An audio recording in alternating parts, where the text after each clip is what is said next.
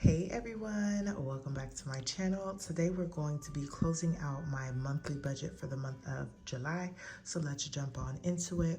This is my dashboard, and this here I have all of the bills that I have for the month and also my weekly tracking setup for my cashless cash envelopes. So everything is here. I just need to check off these two things here. I know it's not with a black pen, but I know this is blank, but we'll talk about it in a bit, but everything has been paid. So we are gonna jump straight on into my goals and everything like that, and then we'll get down to the nitty gritty, okay? So my first three goals were, one, to be intentional with my money. I have been intentional with my money. There have been a couple of charges that I made this month that I just needed to make. Baby girl needed things and we needed things. I did not have the money for it, but I do have a plan to have those things paid off. So I'm gonna give myself a check for being intentional with my money. I didn't do anything crazy or buy things that I did not need. So I am doing good with that. I did not lose 7 pounds, y'all. I think I only lost 1 this month, but I've just been struggling this month a little bit as well too, but I'm hoping to bounce back for the month of August. Next, it's going to be my Quicksilver. That was the overage that I had, and that was taken care of. I was actually able to use some what was that, rewards money to pay back this $2.08. So I did get that taken care of. Next are the things that I wanted to get done. So I have still been decluttering. If you guys watched my, I want to say my last what I ate for the month of July, I talked about how I had got a whole bunch of clothes for baby girl and I have been decluttering them, and I've also been in her closet decluttering her old clothes to either maybe save them or give away. But I'm thinking that I kind of want to hold on to the things that she has, because potentially if we have another child and it ends up being a girl, that saves me a whole lot of money right there and then. So I'm thinking of just putting them either in some big bins or in garbage bags and then putting them in our attic. So I haven't made my decision just yet. Next is to pay for my 6-month car insurance, and I was able to do that in full, y'all. I feel so good. This is my second time that I've been able to cover my 6-month car premium without having to go into debt for it. So I really like that. I have not been exercising, just being very honest with y'all. The last 2 weeks, I don't even know what was going on. I've just been out of it. But like I said, I am planning on rebounding for the month of August. And lastly, continue to change things in my name, which I have been doing, and things have slowly been coming in. I did not update y'all, but I was able to get another copy of my social. My social and stuff has been frozen, so no one can take any credit out or anything like that, because the first one never made it to me. So I'll just be monitoring that over the next couple of months, years, so forth. So that is where I am with all of that. So I did pretty good on my goals and getting things done, but I feel like I didn't accomplish much because my biggest goal is exercising and losing weight and being healthy, and that was the only thing that I did not do. So yeah, that's where we are for those things. Now we're down to our investments. I'm not really putting a whole lot of money towards investments right now because I just have so many other things that I really need to be focusing on. So for Robinhood, I did not put anything in there. However, we ended off the month at $407.95. Still nothing from our Robinhood IRA. For Acorns, I ended up getting $5.38 into that account because it is set up with my Capital One Quicksilver card. Every time I swipe my card, it rounds up the change. Once it gets over $5, then it will take that money out of my main account and reinvest it. That's why it's always like $5 and some change every time the money comes out. So for Acorns, we ended the month at $495.18. And lastly, nothing into my IRA, but I am now at $279.54. I am planning on a couple of months from now, to start putting a few dollars at least towards some of these accounts, because my retirement is also important, but I do have to focus on what's here and now as well too. So my total account, or my total investments, I wrote this, so they should be 538, but we are now at a total of 1182.67 for just these investments that I have here. So that is where we are with our investments. So before we do our monthly network challenge, our tracker, we're gonna go and look at where did all of my money go for the month, and then we'll close out with that. So here is my budget book, or my budget tracker for the month, and this is just how I have it set up. I've been doing this for a couple of months, or maybe a little bit longer, and I actually like it this way instead of making like an actual budget with all of these numbers here. This just works perfectly fine. So for expenses, I budgeted $1282.69.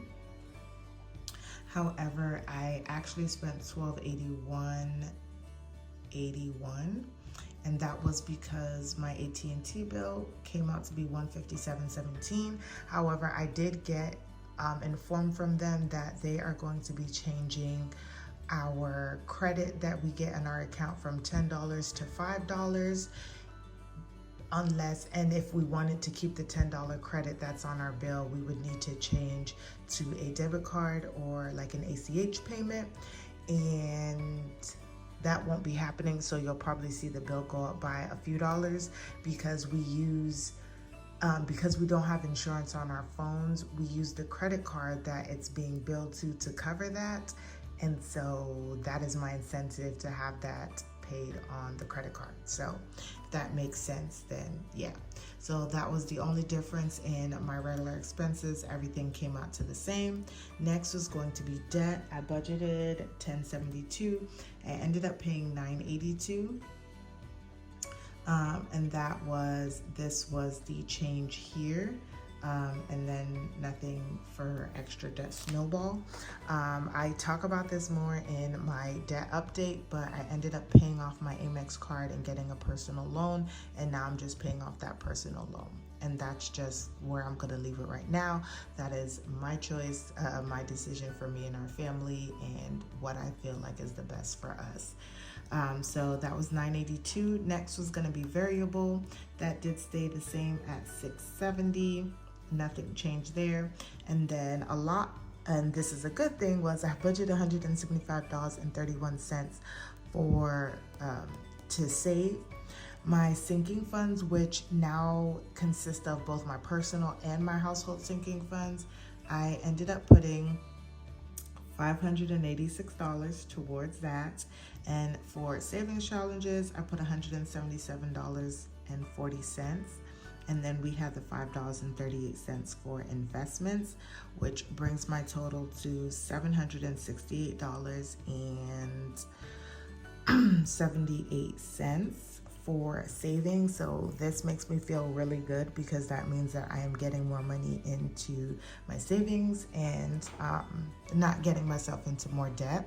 Next, I have my unbudget, and this is money that I had to pay back maybe on a credit card or something like that. And that was $156.26. So now we're gonna add up all of this. Y'all, I did not talk about this, but my income.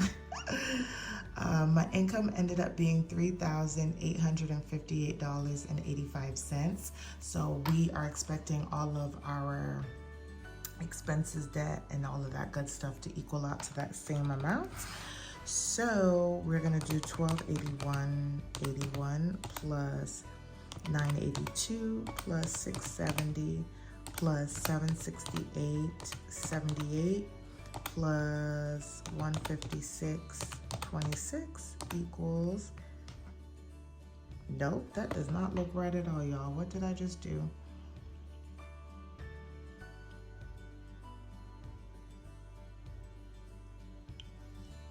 What did I just do? Okay, let's try this again.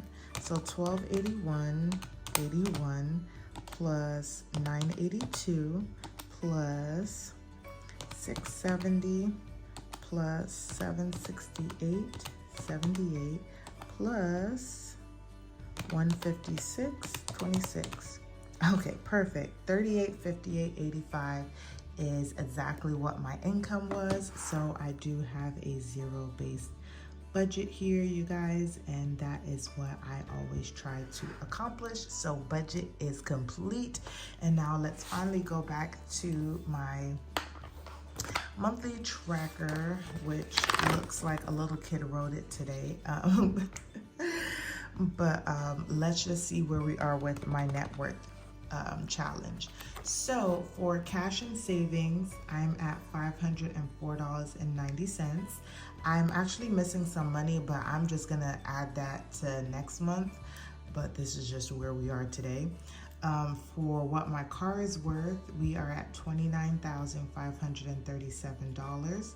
And for investments, we're at $1182.67, which brings me to a total of $31,224.57 that I have in assets.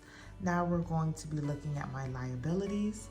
So my Amex, and I'm just leaving it at Amex, is going to be $6,827.79. Ashley's one is at $2,753.68. My Nelnet, which is my only small student loan, is at $4,872.54. And my auto loan is at $29,159.21.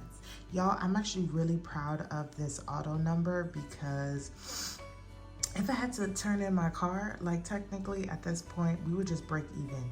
Like it would just be sold and I wouldn't owe anything almost.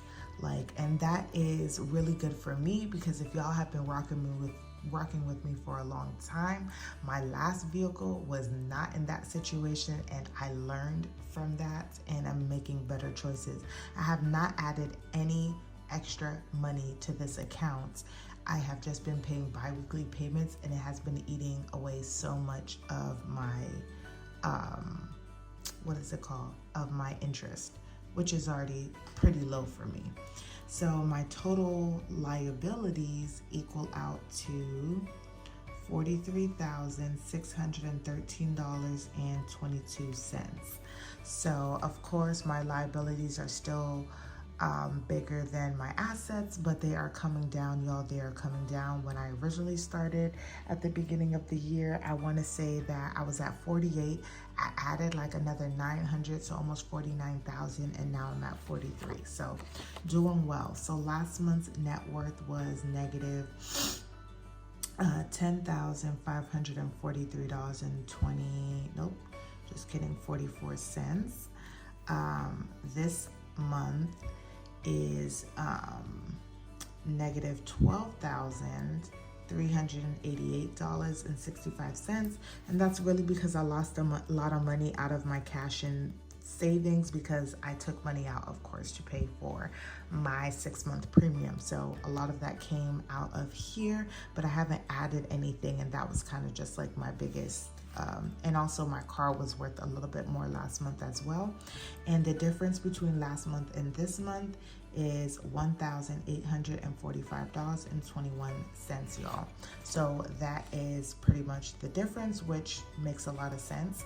So that is my monthly net worth tracker for the month of July. And y'all, that concludes my budget closeout for the month of July. I hope you guys enjoyed this video. Don't forget to like, comment, and subscribe, and I will see you guys in the next one.